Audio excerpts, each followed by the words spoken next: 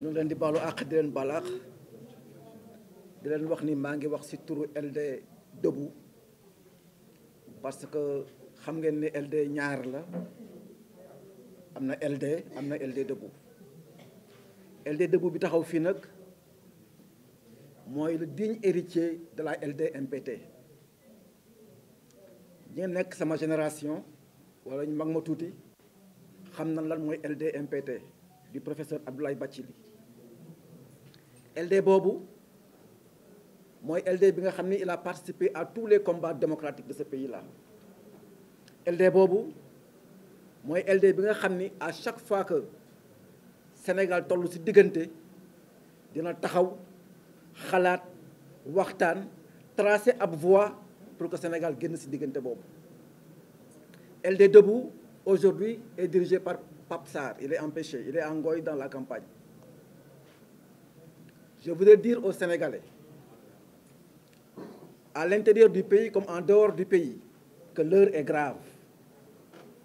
Et il faut être lucide pour faire le bon choix.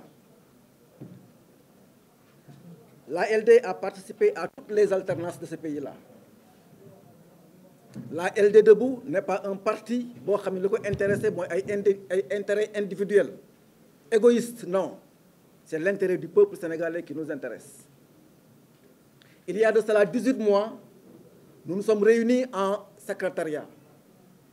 Nous avons analysé la situation du pays et on s'est accordé pour dire que si on ne se levait pas, le Sénégal risque de vivre des périls dangereux. Nous avons dit il faut qu'on se mobilise pour 2 combats. Le premier combat, c'est faire de telle sorte que Macky Sall ne soit pas candidat. Pas de 3e candidature. Et dans ce cadre-là et dans ce sens-là, nous avons pris notre bâton de pèlerin, nous avons rencontré les forces politiques de ce pays-là, les unes après les autres, pour mettre en place la F24.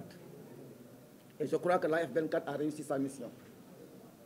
Si ce n'était pas la F24, aujourd'hui, Macky Sall serait là à battre campagne. Nous l'avons acculé, nous l'avons poussé à quitter le champ politique. L'autre combat, c'était quoi? L'heure étant grave. Sénégal nekk dëkk boo xam ne képp ku jug taxaw wax yaakaar ne yaa war a mën a yore réew mi. Si Sénégal nga gis réew moo xam ni picc mu jug ni ma laa nekk président de la République. xool leen bi nee nag nit ñi dem jëli les fiches de parrainage. Combien de Sénégalais se sont levés pour aller retirer les fiches pour se dire président de la République? Parce que suñu réew dafa yàqu. Macky Sall dafa yàq suñu réew. ba tax na il faudrait que aujourd'hui ñu taxaw xool li ñu war a def. bu loolu jeexee ñu ne ñun ñii en tant que LD Debout nan leen wër leader politique yi nga xam ni ils sont dignes de confiance. mën nañoo yaakaar ni ñii war nañoo mën a liggéey ak ñoom pour rassembler toute l'opposition autour d'un candidat. loolu moo doon suñu ambition ñun rassembler toute l'opposition autour d'un candidat. muy mission bu difficile si li ma leen wax sànq waaye nag soo ko amulee nga xool si candidat yi nga xam ne ay candidat lañu nga xool kan moo si tane. Nous avons sollicité à rencontrer des leaders. D'autres leaders ont sollicité à nous rencontrer. À travers des échanges, nous avons analysé le pays. Il y a eu des convergences de vues. Nous, au niveau de la LD, on n'attend pas un mot d'ordre d'un quelconque secrétaire général. Non. Nous sommes un parti structuré, national. Nous avons convoqué tous nos militants en bureau politique le 19 août 2023. Dans ce rapport-là, il y avait 2 choix à faire. Parmi ces 2 choix, il y avait Khalifa Sall. Quand on a discuté en bureau politique, on a dit que le Taxawu Sénégal a une base nationale et représentative sur toutes les sphères politiques, sur tout le territoire national. Nous avons partagé un programme adossé aux conclusions des assises nationales. On les a rencontrés, nous avons discuté waxtaan ñun ak ñoom am ay convergence de vues sur le Sénégal ñeneen ñi waxtaan nañu ak ñoom am nañu ay convergence mais candidats yi dafa am loo xam ne dañ koy mënante et ça renvoie au profil de l'homme qui est Khalifa Ababacar Sall. C'est un excellent candidat. C'est l'homme qu'il faut à cette situation du pays. Pays boo xam ne dafa craquelé pays boo xam ne ay morceaux la def réew moo xam ni diine ji xeet yi confrérie yi ku si nekk yaa ngi xool sa morom teg ko noonu réew moo xam ne suñu moytuwul di xew si yeneen dëkk yi mën na fi am réew moomu danoo yaakaar ni kuñ ko war a jox war nga fendi war nga fendi war nga mat war nga am jaar-jaar war nga xam àddina war nga wër àddina xam àddina waaye Sénégal dafa nekk réew mu neex réew mu neex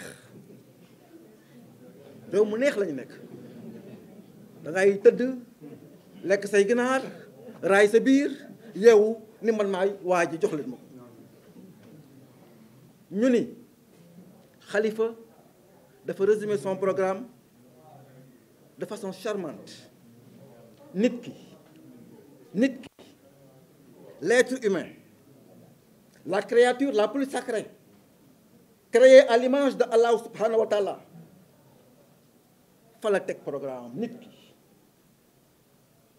na leen ko jàngal ba mu mokkal na liggéey na am teraanga na faju na wér na nekk ci réewum jàmm loolu la jiital nit ki ñu ne Khalifa mu ni suuf si la terre nourricière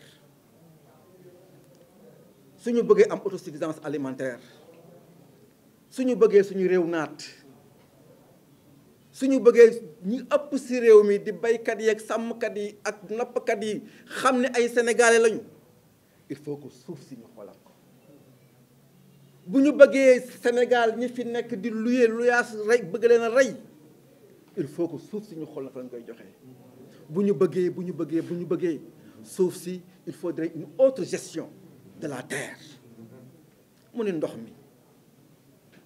mi l'eau source de vie sans eau point de vie sur terre Khalifa ni man ndox mi sama aajo la muy géej gi muy dex yi Sénégal ngay dugg dem ci dëkk gis ay jigéen ñoo xam ni pour ñu wëgg seeni bala dañuy jël mbaam takk ko muy dox di dem ay kilomètres pour que nit ki am ndox moom mu wëggee bàyyi ma mu ne ndox mi man ne ñett yooyu rek dafa doy na sëkk pour jàppale Khalifa Sall.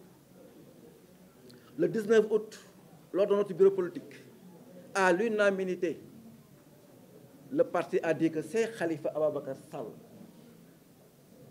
ki nga xam ne tey jii buñ ko téyee jàppale ko ànd ak moom réew mi dina changer dina teg réew mi ci yoon dina jubale Sénégalais yi ku ci nekk dina la jox sa wàll ku ci nekk dina la jox sa wërsëg loolu nag ñun mënuñu ko weddi parce que ñun dañoo àndoon nag ay nit def alternance en 2000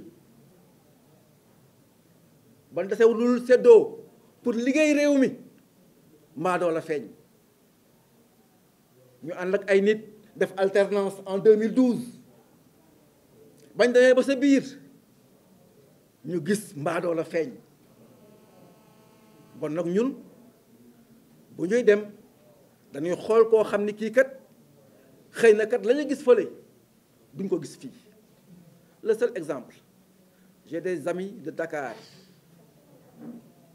Cheikh Gueye est là, Ousmane Ndoye. Les camarades me disent que dans Benno Siggil Sénégal, le seul maire Benno qui faisait du Benno, c'est Khalifa Ababacar Sall. Le seul maire Benno qui faisait du Benno, c'est Khalifa Ababacar Sall. Mbokku Sénégal mbokku àddina bi réew mi toll na foo xam ni du yëfu xol yëfu xel la du yëfu xol du yëfu xel la du yëfu ma riirandoo du yëfu ma riirandoo yëf yi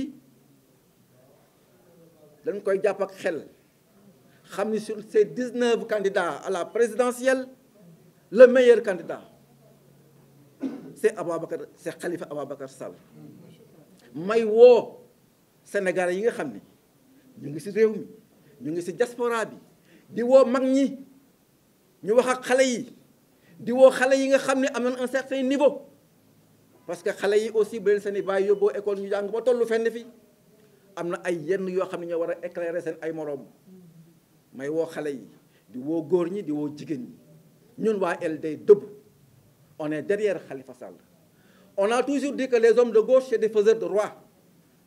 Aujourd'hui la LD debout, parti de gauche, sera un faiseur de président.